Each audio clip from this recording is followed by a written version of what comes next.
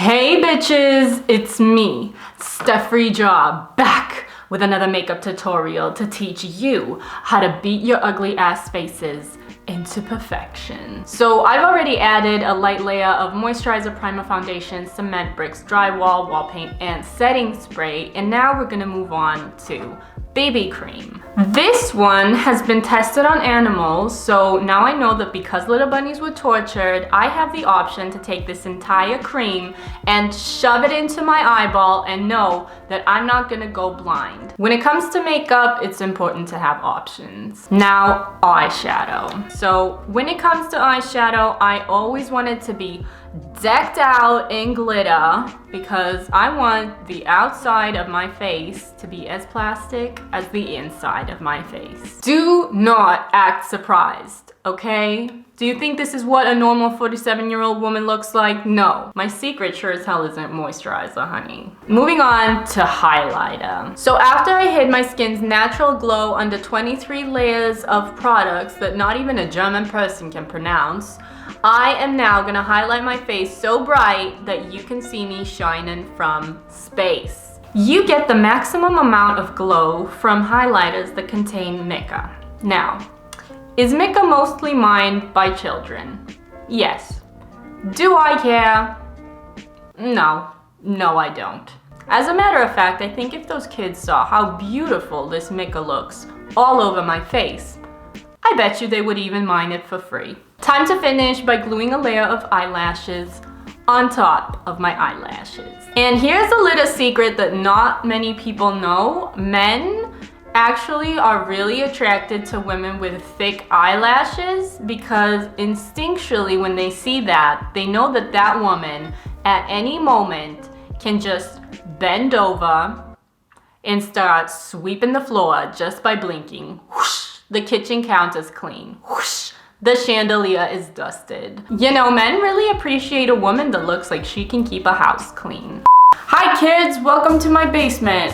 Science lab. This is a legitimate science lab. Today we'll be learning about the chemistry of beauty products. Parabens are commonly found in makeup, body washes, deodorants, shampoos, and facial cleansers. Parabens are a preservative with estrogen mimicking properties linked to breast cancer. Synthetic colors, you'll find them listed as D and C followed by a color and number. And they are derived from petroleum or coal, and they're linked to cancer, skin irritation, and even ADHD in children, which I know I don't have because my mom had me tested. Synthetic colors are banned in the EU. Fragrance is commonly found in perfume, cologne, conditioner, shampoo, body wash, and moisturizers. Fragrance is used as an ingredient title to protect a company's secret formula, and it can hide many unsafe and toxic ingredients linked to allergies, dermatitis, respiratory distress, and reproductive issues, which I know won't be a problem for me because nobody wants to date me anyways. I'm gonna die alone. Phthalates, they're found in deodorants, nail polish, colognes and perfumes, hairsprays, and moisturizers. They're used to increase flexibility and softness of plastics, and they are known endocrine disruptors linked to breast cancer, early breast development in girls,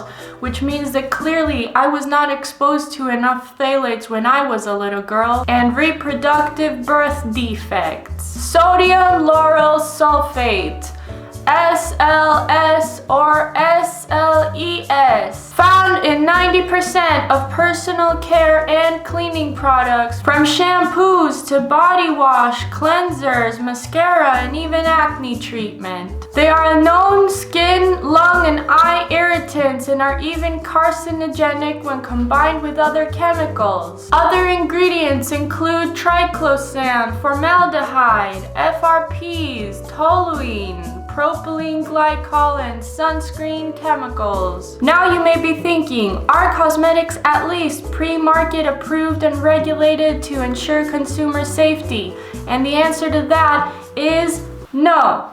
No, they are not. Not in the USA with the exception of color additives, and not in the EU with the exception of color additives, preservatives, and sunscreens. And would you like to know why, kids? Let's head to the European Commission to find out.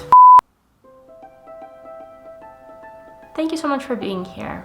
So, how much have beauty companies spent lobbying for the European Commission? Well, in 2018, L'Oreal spent 300,000 euros in lobbying. Unilever also spent up to 300,000 euros in lobbying. Estee Lauder spent up to 200,000 euros. And then P&G spent up to 700,000 euros in lobbying. Can you explain to the audience what lobbying is? Well, lobbyists are paid by corporations to influence legislation, and they achieve that by offering benefits like money, gifts, trips, prostitutes, ensuring their re-election, etc. Is it beneficial to these companies to not be regulated? Well, yes, less regulation means more profit for them. Politics, am I right? I don't understand them. You know what I do understand? Science. And you know what else scientists do in the beauty industry? They test cosmetics on animals. So let's head to our nearest animal representative to learn more about that.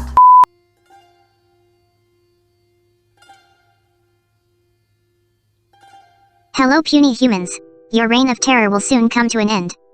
The world will become ours once again and you will return back to your place, worshipping us like the Egyptians once did. What was your question again? Animal testing? Oh, yes, right. Although animal testing is banned in the EU and not required in the US, the Chinese government requires animal testing on all cosmetics imported into the country. So even if a product sold in the EU claims to not be tested on animals, if the company exports it into China, that means their products had to be tested on animals. So how is animal testing performed? For skin or eye irritation tests, chemicals are rubbed onto the shaved skin or dripped into the eyes of restrained rabbits without any pain relief. At the end of a test, the animals are killed, usually by asphyxiation, neck breaking or decapitation. Is animal testing useful? Not really. Different species respond differently when exposed to the same chemicals, so results may not be relative to humans. Moreover, because animal test results are so unreliable, consumer safety can't be guaranteed. Human cell-based tests and sophisticated computer models deliver human-relevant results and are more reliable overall.